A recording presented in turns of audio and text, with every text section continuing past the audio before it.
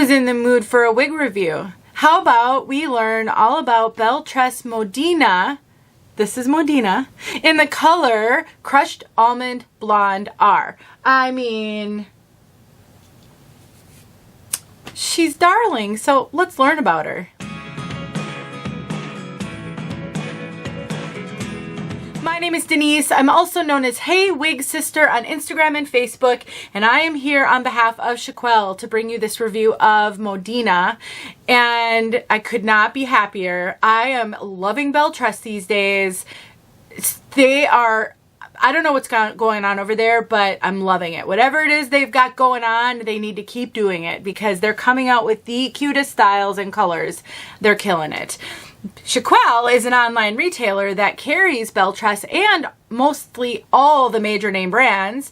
They have an online shop, and you can shop from the UK on their UK site. You can shop from Canada on their Canadian site, and you can shop in the United States on their United States site. They also have some in-person wig shops. They have some in Canada and one in the US right now in the Kansas City area, and one coming to the Dallas area at some point early this spring. More to come. Definitely shop with them and check out their live sales every Tuesday.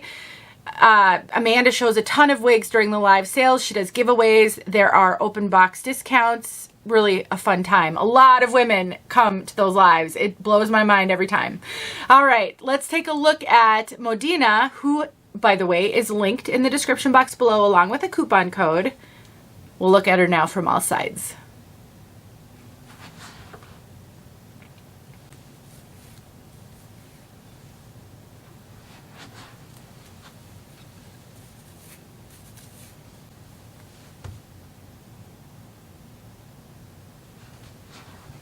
First thing I thought when I put this one on my head though was I think this one looks like a longer, less poofy version of Mellow from Estetica.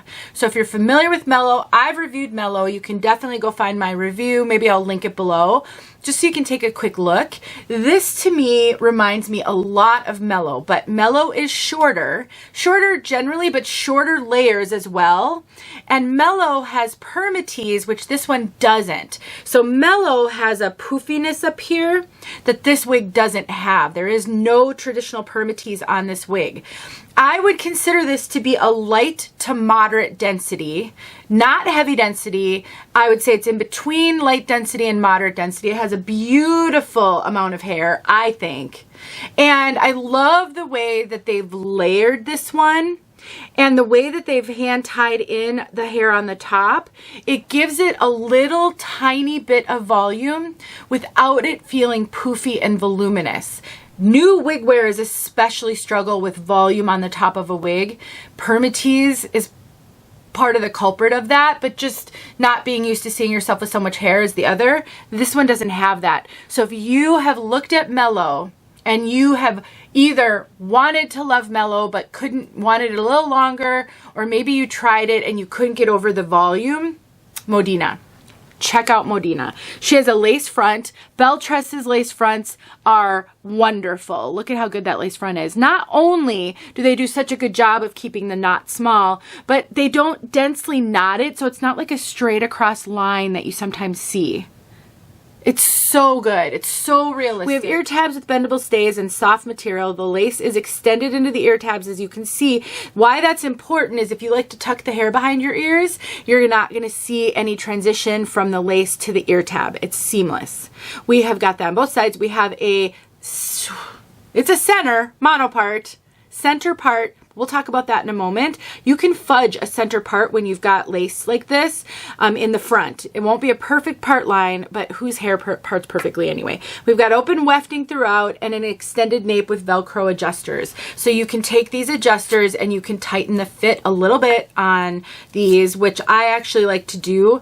I find that wigs from the City Collection, this is the City Collection, run pretty true to average.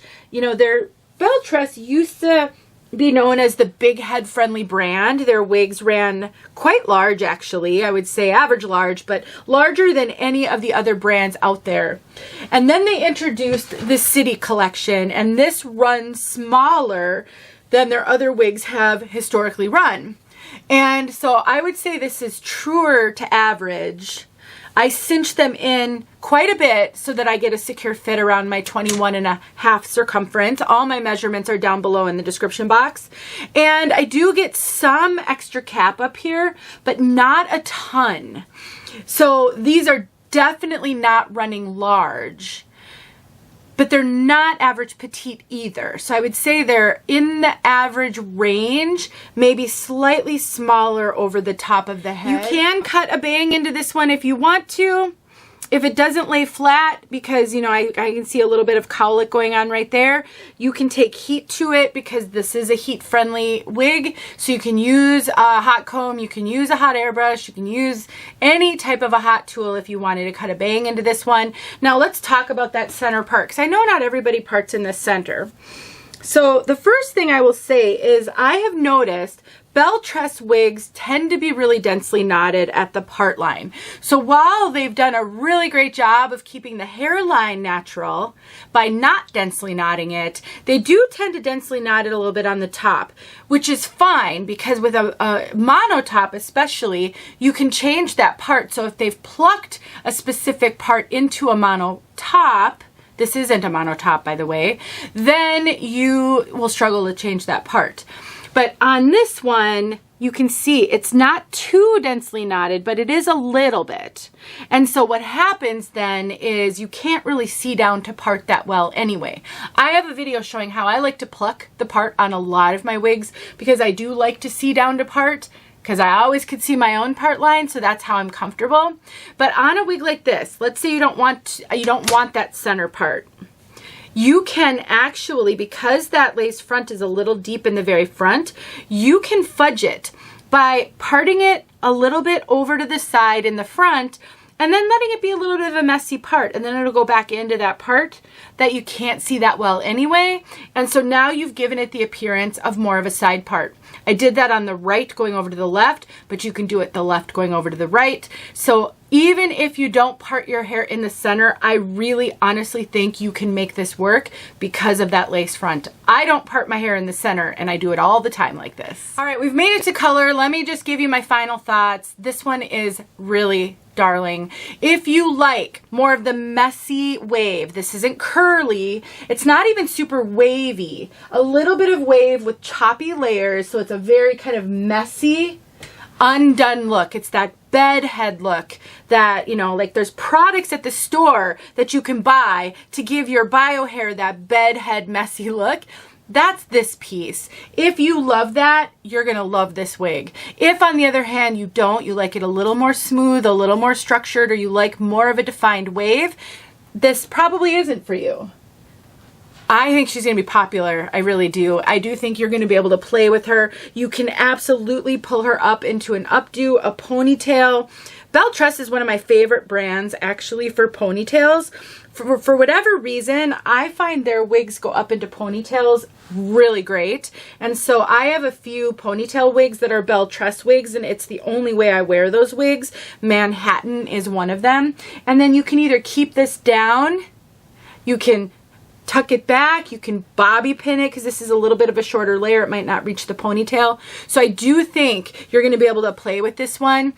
And I personally believe, if you can afford it, obviously, if you like to change up the way that your hair looks, it's always good to have one wig that you can wear in a ponytail or an updo. This one you can alternate it, but maybe this is a little longer than you typically go, but you wish you could wear your hair in a ponytail sometimes. This could be a good one for that as well. Okay, now we made it to color. Crushed Almond Blonde Rooted. So we've got a rooted blonde, and it's kind of a neutral, I personally think this is a neutral leaning warm blonde. They're calling it a cooler blend of medium sandy blonde with chunky highlights of light ash blonde and platinum, creating a neutral light blonde with light and medium blended root color. Okay, what does all that mean? I think personally that I see a tiny little bit of yellow in this, but it's not a yellow blonde. This is why I think it's a neutral leaning warm versus a neutral leaning cool. To me, when blondes are leaning cool, they sometimes take on a little bit of a grayish tone. They can look a little gray in some lighting. This color does not do that. It doesn't look gray in any lighting. So while it isn't a super warm blonde, it's not golden, it's not super yellow, I do think if it's going to lean one way or the other, it's going to lean toward warm. It's going to lean a little toward yellow. It does have a root, but this root is really nice. It looks really dark right now. They always do on my inside segments. It is the way that the light plays with the background and the dark around it. It is a great root. It is kind of a actually kind of a golden root. It's a warmer root. Sometimes roots can be ashy. Sometimes they can be warm. This one is more of a warm root, and that's also why I think this is more neutral leaning warm. The root is warm. It's what I would consider kind of a light to medium golden brown. You will see outside. It's not as dark as it looks here, but it is a darker root in the sense that I don't think it's a light brown. It's great if you're a brunette wanting to wear blondes. This is a good root for that. I am a brunette, dark brunette, so I kind of gravitate toward the darker roots, but it's not a super dark root. And they've done such a good job of keeping it small. It's not like regrowth. It's not extending down into the color, which is what sometimes makes a blonde look like regrowth. I think it looks intentional. I have another wig in this color, so I can already tell you that I love the color, but hopefully that helped as you're thinking through the blondes and the yellows and the golds and, you know, if it's ashy, all that. Let's get outside so you can see it outside. Thank you for watching. Don't forget about 𝗌𝗁𝖺치Л. I'll see you guys soon. All right, guys, I just pulled this beauty out of the box. I call a lot of wigs beauties, and let's face it, you get to the point in the wig journey where I am and you really do just have fun, but some are better than others, and this one's a good one. And I already know I like this color because I have Manhattan in this color. And Manhattan gets worn a lot in the summer. Wow, this one is so, so cute.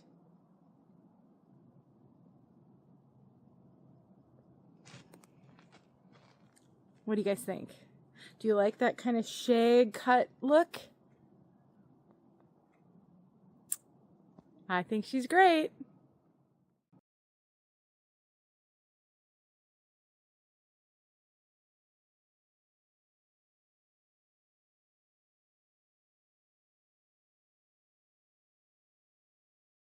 Hey friends, thanks so much for watching. Here are a few videos I think you might enjoy. Go ahead and click on one and watch.